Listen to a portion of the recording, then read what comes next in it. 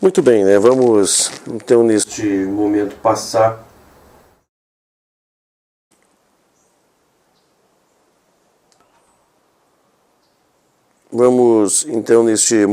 né, fazer uma passagem, né, para o início de nossas atividades. Nós estamos no Sutra de número 4, né? E trazendo como destaque para todos que estão nos acompanhando, nós estamos hoje chegando no 20º Sutra, o 20º Sutra da quarta sessão.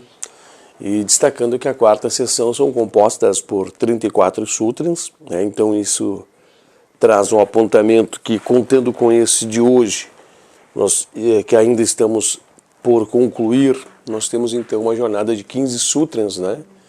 Quando concluirmos o 20º, faltarão então 14 encontros para que nós possamos concluir esta obra.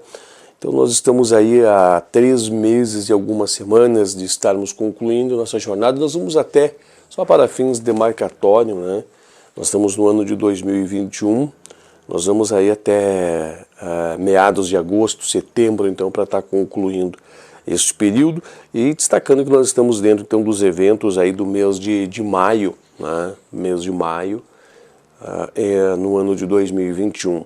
Aqui no sul, né, hoje uma temperatura baixíssima, abaixo da casa dos 10 graus, está um pouco fechado o clima, né? Eu sei que esse não é o propósito desses vídeos, mas só para poder até mesmo justificar a vestimenta que nós estamos utilizando hoje, né?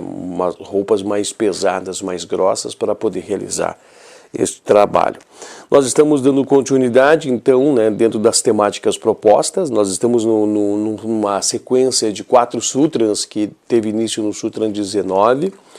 O 19º Sutra fez a abertura da discussão entre a Purusha e Chitta, né? Nós estamos nessa discussão. Nós começamos alguns sutras anteriores a discussão sobre o relacionamento, né, de Paktri com a matéria, com o Chitta, né, a manifestação, como é que se dá. E agora nós estamos então, após algumas observações sobre o Chitta, nós estamos fazendo esse caminho então de Chitta relacionado com Purusha, Purusha relacionado com o Chitta e tudo mais, né? Nós abrimos uma sessão, deixa eu até fazer a abertura aqui. Nós abrimos então uma sequência de 4 sutras com o 19º Sutra para poder aprofundar um pouco mais esse entendimento. Evidentemente que na visão do Taimini, que é o autor do livro que nós estamos usando como referencial para mergulharmos na discussão dos Yoga Sutras, ele traz no início da sessão de número 4, em Kaivalyapada, ele traz uma discussão muito interessante. E ele traz, além dessa discussão, ele traz alguns apontamentos. E esses apontamentos seriam uma espécie de uma sinopse, trazendo então, né, dentro de suas observações, blocos de assuntos abordados dentro das jornadas da quarta sessão em Kaivalyapada, né? Então é muito importante de ver.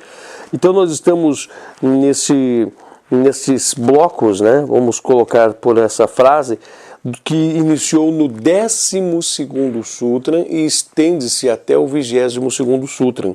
Então nós estamos dentro do Sutra de número 20 hoje, chegando ao 20º Sutra. Então faltariam este e mais 2 sutras, que também culminará, né, ao 22º Sutra, que é o 22º Sutra que fecharia também essa sessão de 4 sutras finais que nós estamos utilizando para fazer este debate, essa relação, este raciocínio, essas observações, para que nós possamos estar realizando, né, essas mensurações, né, sobre o que está sendo aqui proposto por esse tema. Eu gostaria de fazer uma leitura sobre isso, porque essa leitura, muitos que estão assistindo em sequenciais os vídeos, né, estão assistiram o 19º, pulo para o 20º, talvez o assunto esteja mais fresco, mas aqueles que estão chegando né, não sequencialmente a esses vídeos, precisariam desse gancho, porque esse gancho vai trazer um norteamento para que nós possamos, né, dar a sequência no entendimento da proposta que estão sendo alencadas nesses sutras que nós estamos observando na quarta sessão. Então eu vou fazer a leitura aqui da sinopse que encontra no primeiro sutra da quarta sessão, no livro, né, A Ciência do Yoga de Taimini, tá? Diz assim, ó, Sutrans, quarta sessão, 12º a 22º. 2 pontos. Depois de tratar dos veículos da mente, Chitta, e das formas vasanas que acarretam incessantes transformações vitris nesses veículos, Patanjali discute a teoria da percepção mental, usando a palavra mental em seu sentido mais amplo. Segundo ele, 2 tipos inteiramente diferentes de elementos estão envolvidos na percepção mental. De um lado, é preciso haver o impacto do objeto na mente através de suas propriedades, características, e do outro, o eterno Purusha, que tem de iluminar a mente com a luz da sua consciência. A menos que ambas as condições estejam simultaneamente presentes, não pode haver percepção mental alguma, pois a mente em si mesma inerte e incapaz de perceber. É o Purusha, o verdadeiro percebedor, embora ele se mantenha no plano de fundo, e a iluminação da mente com a luz da sua consciência faça parecer que é a mente que percebe. Este fato só pode ser compreendido quando a mente é inteiramente transcendida e a consciência do Purusha está centrada em seu próprio Swarupa, em plena consciência da sua realidade. Perfeito, né? Acho que deu para entender o princípio dessas discussões que aqui estão sendo colocadas, né? Essas discussões nos levam, então, a um entendimento profundo de que, né, é Purusha que está por trás dos mecanismos de Chitta, que é a verdadeira consciência, que é o percebedor, né? E que mesmo com os anteparos de Chitta, a mente em si, ela não é, desculpa falar esse termo, não é um termo muito apropriado, mas ela não é nada para percepções. Ela é apenas o mecanismo de anteparo que permite a consciência, o percebedor atrás, estar fazendo as observações. Tá? Então, a mente, ela apresenta as suas modificações, ela tem os seus vasanas, né? ela tem os seus vitris, os seus movimentos, ela tem, né, os seus estágios, ela tem, assim como um rolo, assim como uma luneta, né, que tem os seus estágios, ela também é conferida os seus estágios, e cada um dos seus estágios ela permite, né, cada um dos seus estágios em desdobramento em Samadhi permite à consciência ter mais liberdade de ação para que ela possa mensurar e ter mais contato com o Paktri, né? E claro, o último mergulho, ele mergulha dentro de si mesma e a consciência, né, e Purusha, ele tem esse mergulho dentro do seu próprio esplendor, para além dos confins do próprio Paktri, porque Purusha, né, ela, ou melhor, Chitta, ela tem essa característica, né, de ser um pouco Paktri, um pouco matéria e também essências não de Paktri, né, depurando-se. Então ele é um entremeio de tudo isso, tá? Então nós já temos mais ou menos definições, nós já temos correntes de raciocínio sobre isso, muitos já têm suplementado essas verdades intrínsecas dentro deles, outros ainda têm de certa forma alguma dúvida. Acreditamos que para quem já chegou até aqui, para quem consubstancia-se das verdades do Raja Yoga, quem já mergulha por muito tempo nesses entendimentos, não há obstáculo, não há objeções, não há formas, né? Não há formas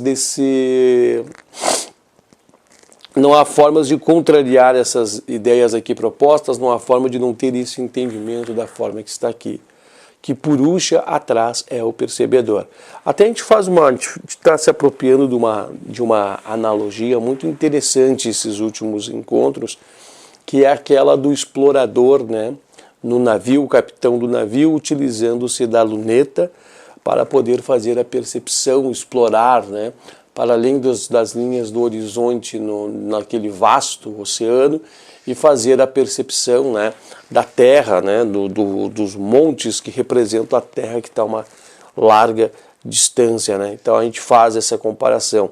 Quando ele utiliza-se da luneta, né, a luneta tem os seus estágios, ele abre aquela luneta, né, aos seus estágios, e ele olha por entre a luneta. E a luneta, então, dá para ele a visão aproximada, né, ou aproxima os objetos que estão distantes, faz uma aproximação e revela para ele, então, as imagens, né, que estão distantes da sua consciência, né, estão afastados do seu campo de visão, de sua consciência, né?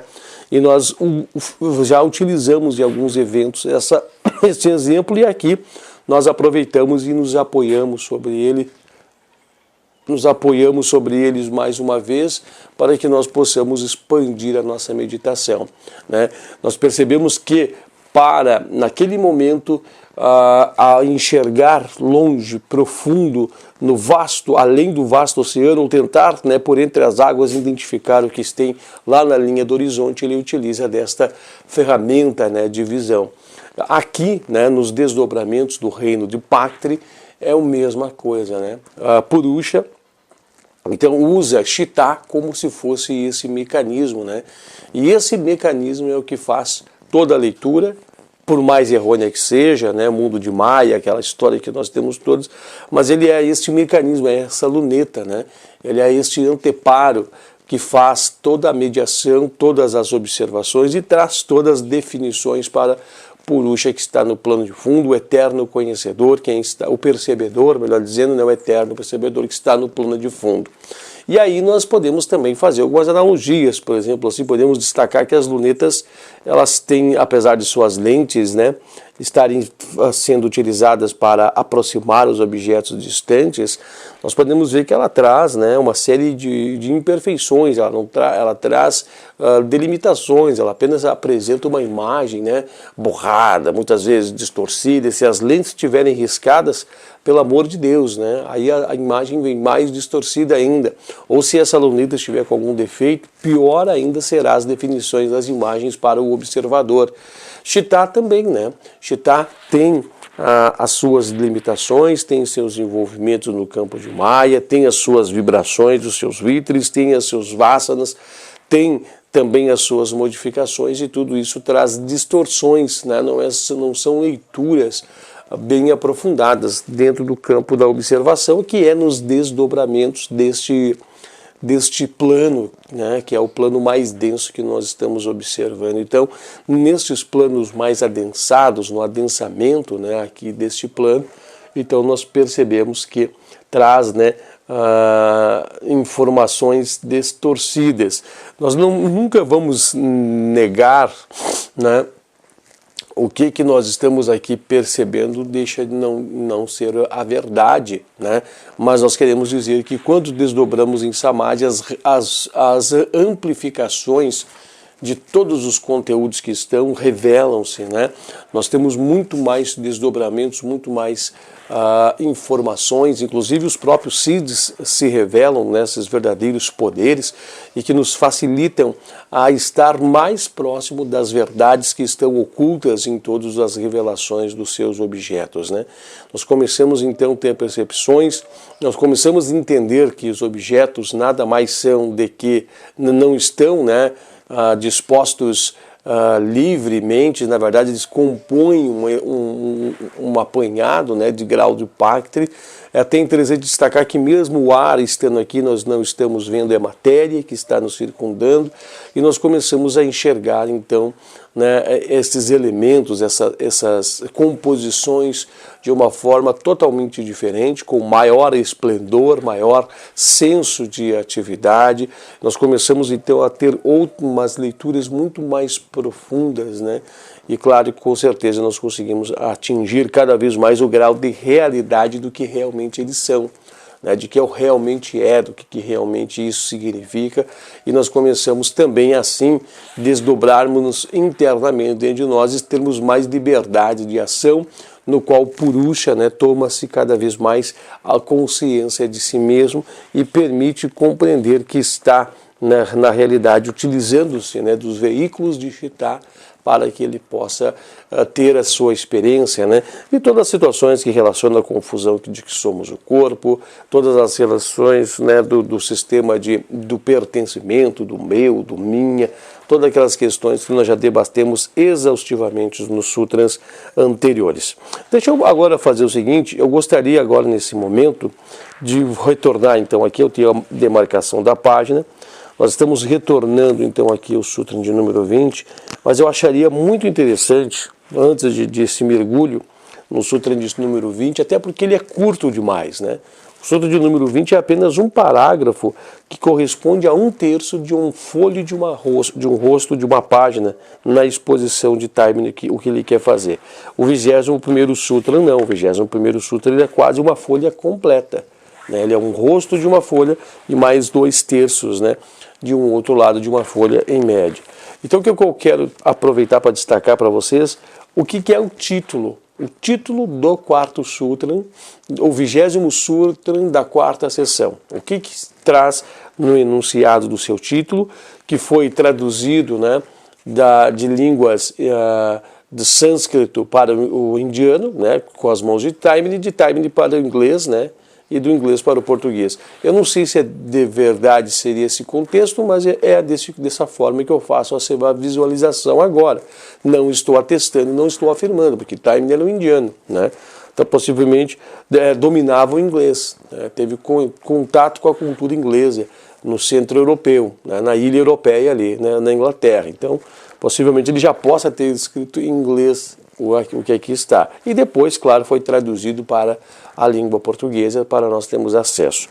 Pode ser que já tenha um alerta na introdução, todos lembram, né? O primeiro vídeo que a gente fez, que aponta que pode haver distorções no entendimento, distorções nas palavras que foram da forma que foram organizadas, mas pelo menos as melhores expressões que nós possamos ter em nossa língua para poder mensurar e absorver os conteúdos que estão relacionados nos sutras, tá? Na transcrição do português do sutra diz assim, ó, para o português, né, diz assim, ó: além do mais, nem lhe é possível funcionar das duas maneiras, como aquele que percebe e como aquele que é percebido ao mesmo tempo. Tá? Percebemos que ele fala de um assunto que já está sendo continuado. Claro, nós estamos vindo da discussão do 19º Sutra, ele emenda-se com o 20º Sutra, né? E ele dá continuidade no 21º Sutra. É uma sequência, 19, 20, 21 e 22, uma sequência de 4 sutras que referem-se ao tema. O 21º Sutra da 4ª sessão, que nós vamos ver no nosso próximo encontro, ele diz assim, ó: se fosse admitida, né, a cognição de uma mente por outra mente, teríamos que admitir cognições de cognições e também a confusão de memórias. Então vamos fazer assim, ó, para podermos compreender. Eu vou fazer a leitura do sutra que está aqui e já vou emendar com o tema do sutra que está acima, para nós fazermos o casamento dessas duas expressões, dessas dois sutras, né? Eu acharia interessante fazer o seguinte, eu vou mais a fundo, eu vou voltar no 19º, eu vou fazer a leitura do sutra, o enunciado do 19º Sutra, né, o significado do 19º Sutra, vou ler o 20 e o 21º, para que nós, até o 22º, né, para que nós podemos formar o contexto do que aqui está sendo nos apresentado. 19º Sutra da quarta seção. Nem ela, a mente, auto-iluminativa, pois é perceptível. Além do mais, nem lhe é possível funcionar das duas maneiras, como aquele que percebe, como aquele que é percebido ao mesmo tempo. Se fosse admitida a cognição de uma mente por outra mente, teríamos que admitir a cognição das cognições e também a confusão da memória. O conhecimento da sua própria natureza, através da autocognição, é obtido quando a consciência assume aquela forma no qual não muda de lugar para lugar.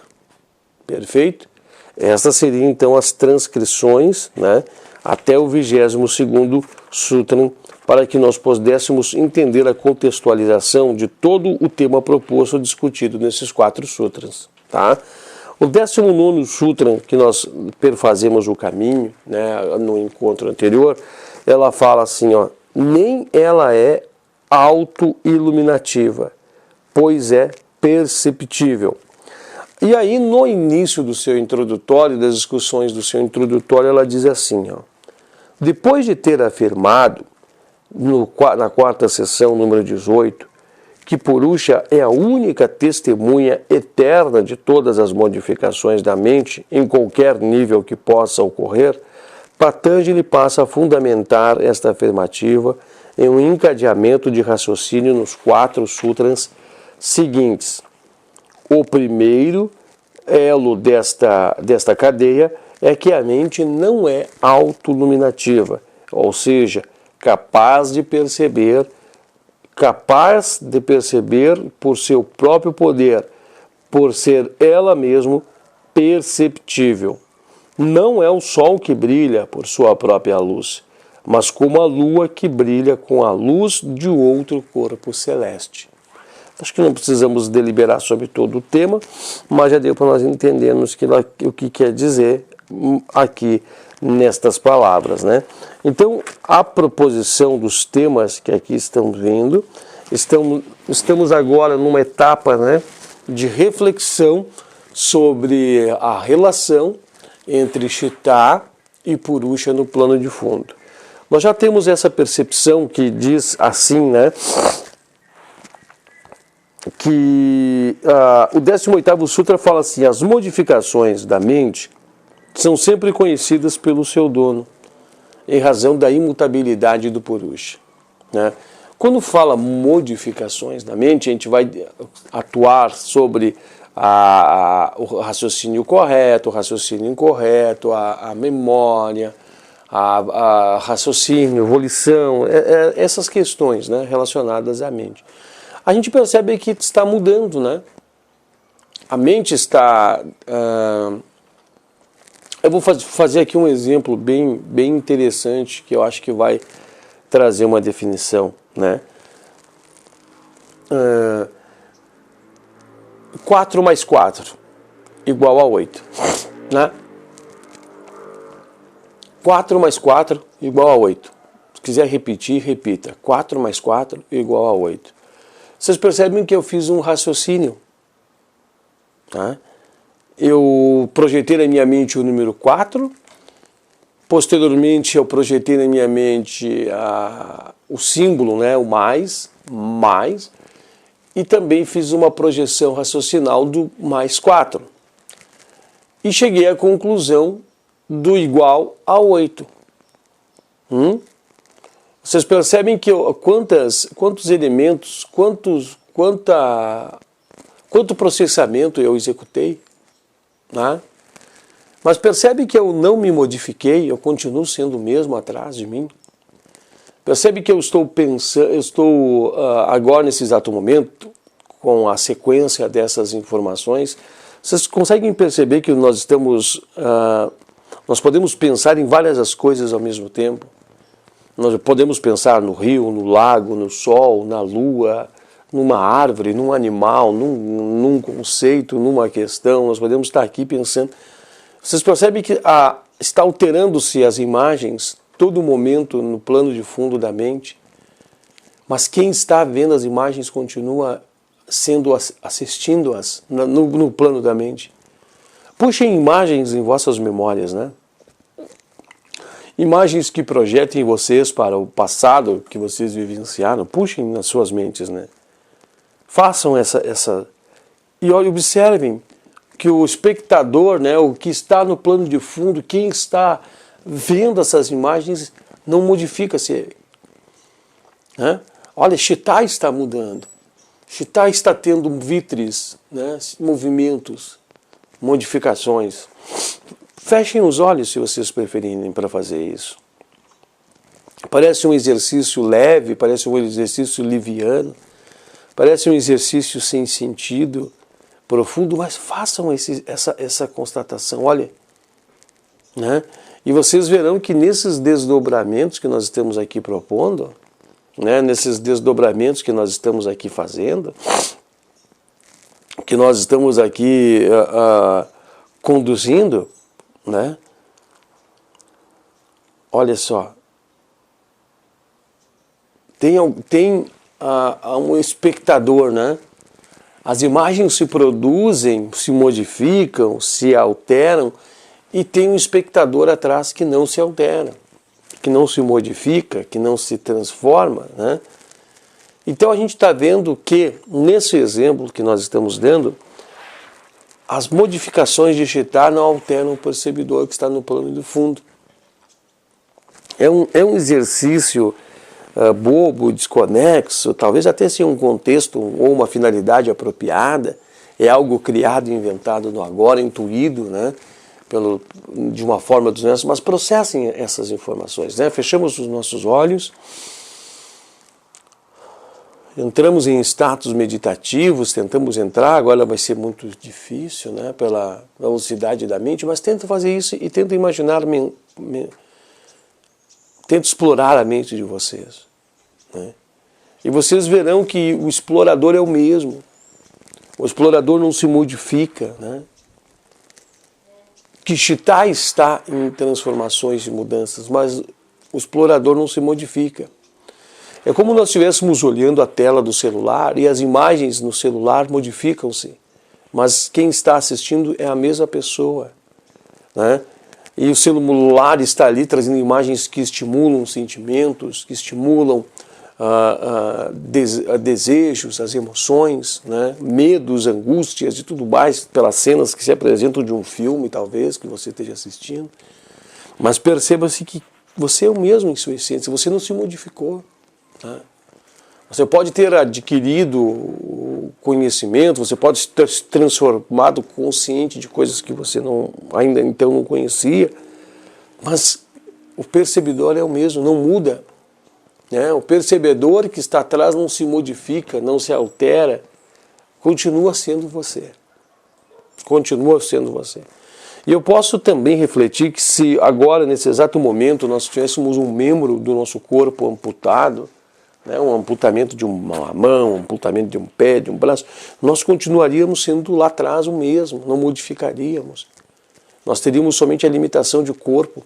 Se conversássemos, né, com uma pessoa que perdeu recentemente o braço e ele tivesse muito aberto para falar tudo isso, não se modifica, né? Não há uma modificação, não se perde-se, né? Não se acrescenta-se, continua sendo o mesmo que está atrás, né? Então assim, ó, aqui diz assim na discussão do Sutra 18, que as modificações da mente são conhecidas pelo seu dono. Por que ele é testemunha, ele conhece, ele percebe, ele vê essa agitação, essas movimentações? Porque quem está atrás, que é o Purusha, ele é imutável. Existe imutabilidade de Purusha. O Purusha que está atrás é imutável. Talvez essas discussões elas possam ser mais claras nesse exato momento. Mas nós estamos falando de um período em que essas discussões não eram difíceis de ter essas concepções. E imaginamos-nos e percebemos-nos que nós estamos apenas discutindo aqui, utilizando o Chitai para poder fazer tudo isso. Nós estamos falando da mente, utilizando a mente para poder discorrer desse assunto. Nós estamos muito raso. Nós estamos falando de uma forma rasa, conceitual. Imagine-se quando chega um desdobramento em Samadhi. o entendimento e as constatações e os elementos de conhecimento que não vem adjunto, observando tudo isso, né? Os vítrix parando, congelando a imagem, vendo-se no entremeio de uma modificação para outra modificação de uma imagem, a lacuna que há no meio de tudo isso e projetando a consciência neste ponto laia, né? Mergulhando a consciência, o arco, o atirador, a flecha, projetando-se e mergulhando-se no próximo, atravessando a nuvem e mergulhando no próximo estágio, né? Lembram, sessão número 2, destacamos tanto esses elementos, tanto essas performatizações, né, quando nós lá estivemos. Então nós percebemos que os vítrix param, nós percebemos que há o vítrix parando, a consciência está ali, Purusha está observando tudo isso, Purusha é o testemunha de todo esse fato, desse acontecimento. E quando a consciência dispara a flecha naquele entremeio, é Purusha que ainda está lá, né? Utilizando-se das suas limitadas faculdades para tudo isso, tá? Aqui diz assim, ó, nem a mente é auto-iluminativa, ela é perceptível. Quem ilumina Purusha, quem faz a iluminação, quem ilumina Chitta, quem faz a iluminação de Chitta, é Purusha que está atrás. Purusha é o sol, né? Purusha é o sol que ilumina e irradia sua luz sobre a lua, que é Chitta, e Chitta faz o seu papel, né? Cumpre o seu papel. Então nós temos que ver que os mecanismos de funcionamento, né, os mecanismos de funcionamento de Chitta estão atribuídos a Purusha, que é o percebedor, que utiliza como mente, né, como um anteposto, utiliza como uma ferramenta para que possa fazer as constatações, as medições e as observações deste mundo, né, deste mundo que está muito presente, deste mundo que está à nossa frente. Vamos destacar dessa forma assim, e as leituras dentro do reino de Paktri, né, da matéria que são realizadas.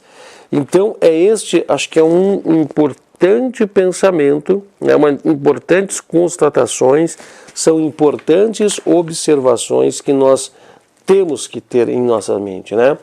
Nós temos que ter essas definições, nós temos que ter essas observações muito cristalizadas, muito vívidas, muito compreendidas, para que nós possamos entender a raciocinalização que aqui está. Nós começamos a abertura desse livro, né, falando sobre diversas mentes, a multiplicação de mentes.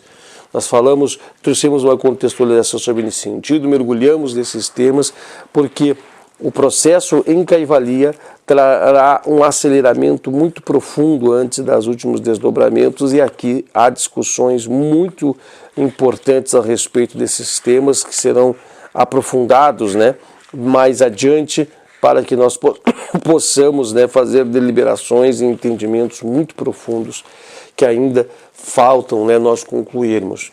Destacando que nós estamos aqui chegando então ao 20º encontro, concluindo ele hoje, né, da 4ª sessão, e ainda faltará então 14 sutras para que nós possamos discorrer todo o assunto, toda a temática e a profundidade da temática que está relacionada à ciência do yoga. Então nós estamos muito perto do fechamento, nós estamos então em assuntos que deverão, né, termos um entendimento ou uma compreensão rasa ou conceitual do que ele está nos destacando, para que nós possamos fazer um mergulho aprofundado ou mergulho nos próximos encontros e absorver os conhecimentos que querem ser nos trazidos logo mais adiante, tá? Acho que é muito interessante tudo isso. Além do mais, título da 4ª sessão do 20º Sutra. Além do mais, nem lhe é possível funcionar das duas maneiras, como aquele que percebe e como aquele que é percebido ao mesmo tempo, né? Então, raciocinando, nós não lemos ainda, né? Não fizemos leitura, nós estamos ainda nas conjecturações. Imaginando que não há um percebedor e que é Chitta, que é quem percebe, para a testemunha de Shipurusha que está atrás, digamos assim, nós tentamos criar aqui uma reflexão. Como é possível que Chitta funcione de duas maneiras? Como é possível que a mente seja aquele que está percebendo e aquele que está sendo percebido ao mesmo tempo?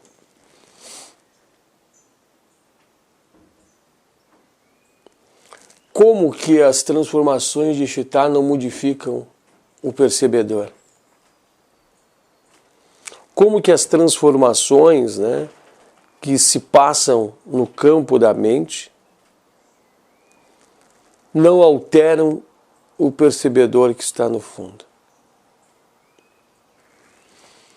É um ótimo raciocínio, né? É uma ótima observação, um ótimo pensamento. Tentamos construir, cada um de nós, ao nosso modo, uma forma de conceituar este ponto e desdobrar-se em alguns períodos de reflexão. Observe que quando a gente fecha os olhos, é muito tosco o que a gente vai falar, muito raso, né? Mas observamos que quando nós fechamos os olhos,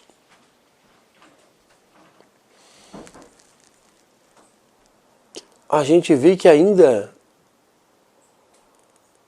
continuamos atrás, né? Nós percebemos que mesmo no estado de sono, quando estamos com o sono leve, é mais perceptível isso. Nós percebemos que a todo momento com aquele sono leve, nós percebemos através de sonhos, nós percebemos através de aquele sono raso, leve, que a gente acorda, volta a dormir, ouve os sons do fundo, dos elementos. Nós percebemos que mesmo Chitta estando desligada ou em estado de sono, nós estamos ali, né? Nós sempre estivemos ali, mesmo dormindo, mesmo o corpo apagado. Nós continuamos ali. Nós temos um sentimento que mesmo que foi dormindo, nós temos um sentimento de que estávamos lá. Por todas as coisas que se decorrem durante o apagão, né, do sono. Quem é que estava lá? Se Chitta estava desligada? Quem é que estava lá? Se testemunhamos os sonhos, se testemunhamos os desconfortos, né, alguma vez que nós viramos para um lado, para o outro. Não sei se estou conduzindo um raciocínio assertivo, um raciocínio certo, mas estou tentando mexer com o nosso imaginário, mexer com algumas conceitualizações. Estou tentando criar situações, né, embaralhar, fazer um embaralhamento de conceitos, de coisas para nós raciocinar. Para nós avançar um pouco mais, né, em raciocínio, avançar um pouco mais nesta mensuração, nessas observações, né, para nós olharmos para frente, nós olharmos mais adiante, né, para nós vermos um pouco mais ali, um pouco mais para frente, para que nós possamos perceber, né, e tentar mensurar um pouco mais de tudo isso, ver se há possibilidade realmente. Nós começamos a ver que mesmo numa conceitualização rasa, mesmo sem um desdobramento seguro em Samadhi, mesmo de uma forma muito simplista e sem um campo de percepção, a gente percebe que a mente é mente, né? Que Chitta é Chitta. E nós percebemos que tende a haver alguém ao plano de fundo que testemunha o Kshitta está de anteparo trazendo de informações. E há uma confusão, né? Há uma certa confusão. Porque nós confundimos que somos a própria mente. Porque nós precisamos dela para poder experienciar as experiências do reino da matéria, de Pactra. Eu acredito que tenhamos irmãos que nem estão conscientes dessas questões que nós estamos aqui debatendo. Se para nós é novo, para nós é difícil, para nós talvez seja difícil de encontrar um vocabulário para expressar as palavras. Imagine no senso raso, senso comum, os irmãos de caminhada, engalfinhados na matéria, que não pararam para refletir tudo isso. Talvez cheguem às constatações que eles são a mente deles, né? Que eles são Kshitta. E que não há uma definição de um terceiro elemento, um terceiro ator, que é o eterno Purusha no plano de fundo. Tentamos agora também, né, transportarmos-nos para o período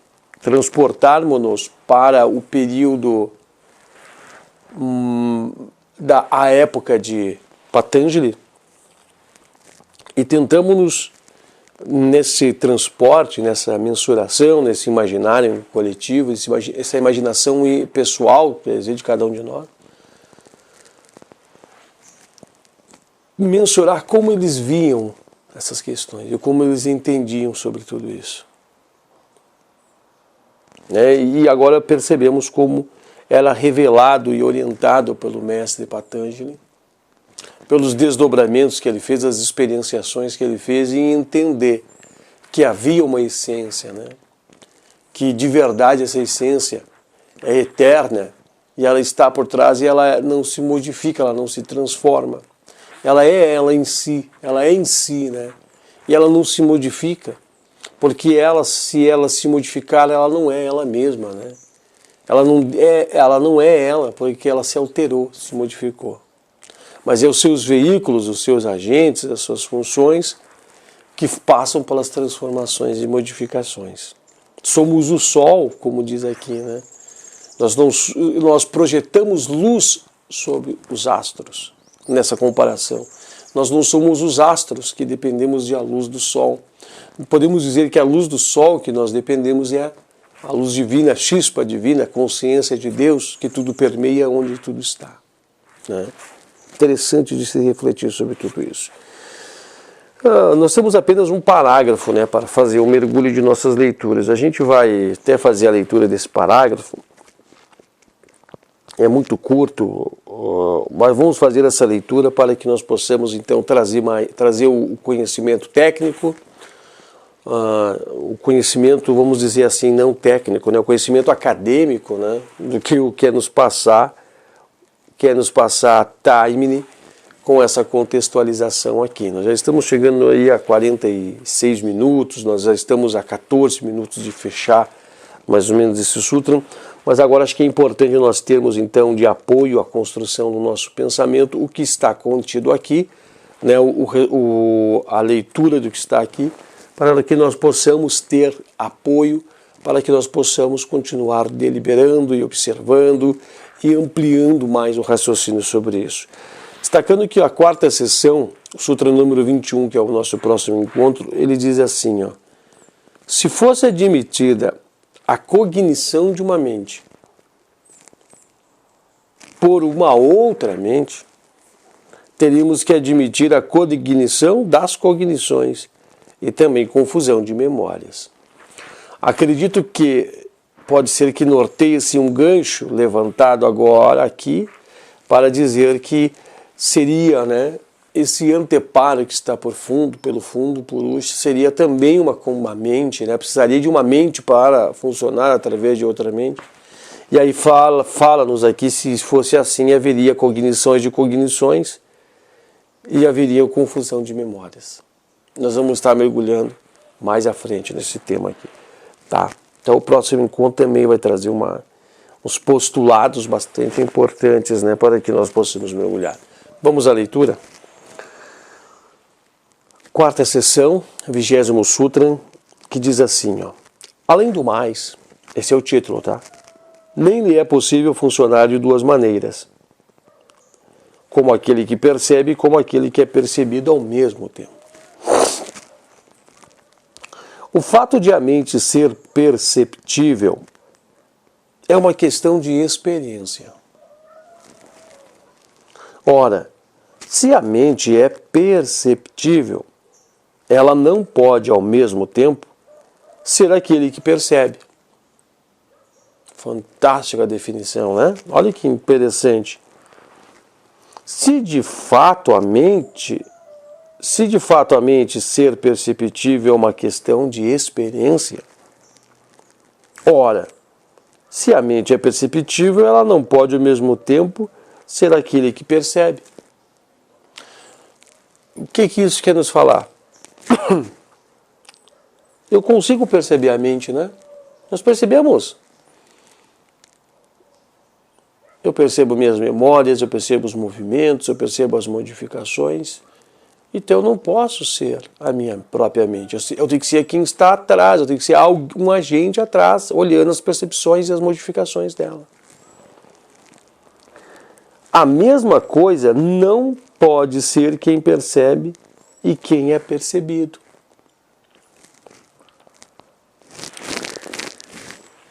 Se a mente é perceptível,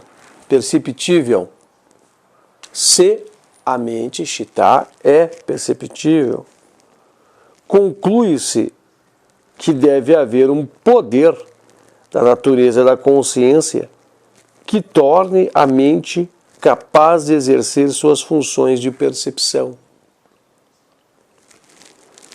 Se a mente é perceptível, eu estou lendo a frase novamente, conclui-se que deve haver um poder da natureza da consciência que torne a mente capaz de exercer as funções de sua percepção. Dado que a mente parece exercer sua função de percepção através do poder da consciência, ela não pode perceber a consciência em si mesma. Ou, em outras palavras, a consciência não pode ser objeto de percepção pela mente. Interessante o raciocínio, né? Conseguiram pegar a ideia do raciocínio? Se nesta alegação que está fazendo aqui o Sutra na sessão de número 4, há um espectador por trás, por que a mente não consegue ver o espectador? Por que com a mente eu não consigo ter essa constatação que há um espectador por trás? Nossa Senhora! E aqui tem a resposta que diz assim, ó, se a mente ela é perceptível, é o anteparo de percepção, né, é o mecanismo da percepção, conclui-se que tem algum poder de natureza de consciência, esse é o Purusha, né, que torne a mente capaz de exercer essa tal função de percepção. Agora arremata aqui dizendo, ó, dado que a mente parece exercer sua função de percepção através do poder da consciência, de um poder, né? de um agente. Vamos contextualizar o nosso raciocínio assim. Ela não pode perceber essa consciência em si mesma. Ela não pode perceber quem é essa consciência, ela não está vendo esse Purusha, ela não consegue enxergar. Em outras palavras, a consciência, esse observador, não pode ser objeto de percepção pela mente. Então, ou seja, nós utilizando-nos de Chitta, olha que interessante o raciocínio que está aqui, né?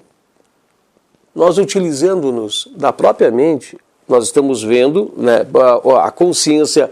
Vamos lá na luneta de novo, lá naquele lá, né? Nós olhamos pela luneta, vemos a realidade que a luneta está nos apresentando, mas a luneta em si não pode ser utilizada para enxergar quem está olhando. né?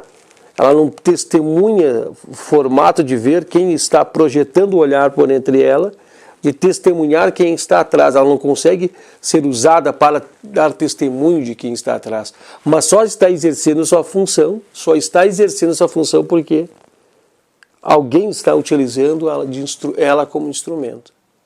Mas ela é um instrumento que não confere entender e ver quem está atrás. Eu tomara que tenha conseguido dar um amarrio, tomara que tenhamos conseguido dar um gancho para entendimento sobre tudo isso e essa observação.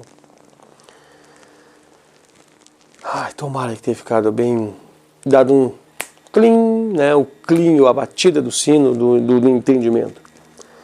Daí ser impossível saber o que a consciência é em si mesma, enquanto se está nos domínios da mente. Então o verdadeiro percebedor que está atrás, através da mente não consegue se auto-perceber, mas está atrás. Interessante essas colocações, meu Deus do céu. Está atrás. E aqui diz que é impossível saber o que é essa consciência, quem é Purusha em si mesmo, enquanto ela está nos domínios da mente. Ele só vai conseguir essa liberdade desdobrando-se em Samadhi, atingindo Kaivalya. Aqui diz assim, na continuidade da leitura, né? Vamos continuar aqui.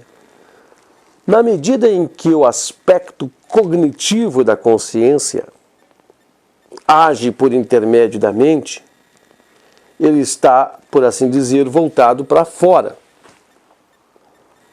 E conhece outras coisas no domínio da mente. Óbvio, né? Somente quando ele estiver livre da servidão da mente e voltar-se para o seu interior, poderá conhecer a si próprio, conforme explicado no próximo Sutra, o Sutra de número 22 da quarta sessão. Eu vou repetir essa. Na medida em que o aspecto cognitivo da consciência age por intermédio da mente, ou seja, o aspecto cognitivo da consciência utiliza-se da mente como mecanismo de ação. Ele está, por assim dizer, como se tivesse voltado para fora. Só canaliza-se o olhar para, né, na luleta, nós estamos olhando para lá. E conhece outras coisas no domínio da mente. Nós somos observadores, estamos observando, mas não conseguimos nos testemunhar nessas observações, fazer um autotestemunho, né?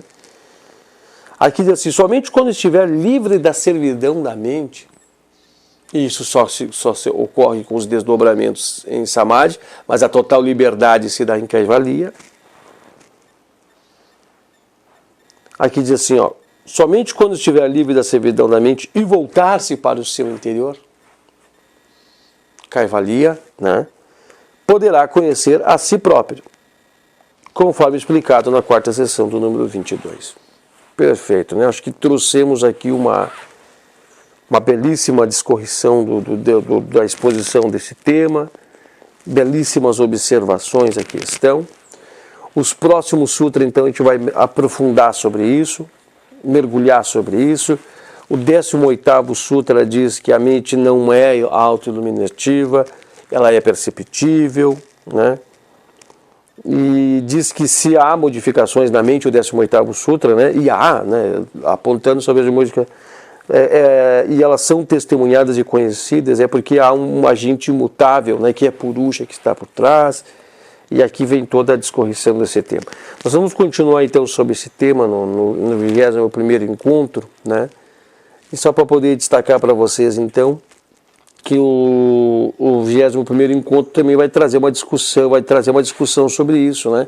E vai trazer essa hipótese, essa colocação, se tivesse mais mente sobre mente, aí não poderia funcionar assim, que teria que ser, que o conhecedor, o Purusha tem que ser imutável, que está atrás, vai ter todo esse desdobramento para nós falarmos aqui, e depois a gente faz um fechamento no 22º Sutra, e aí nós vamos avançando. Então nós temos aí esses encontros, e eu acredito que esses outros 2 encontros também vão encerrar esse mês, nós vamos para o próximo mês, e vamos avançando, né?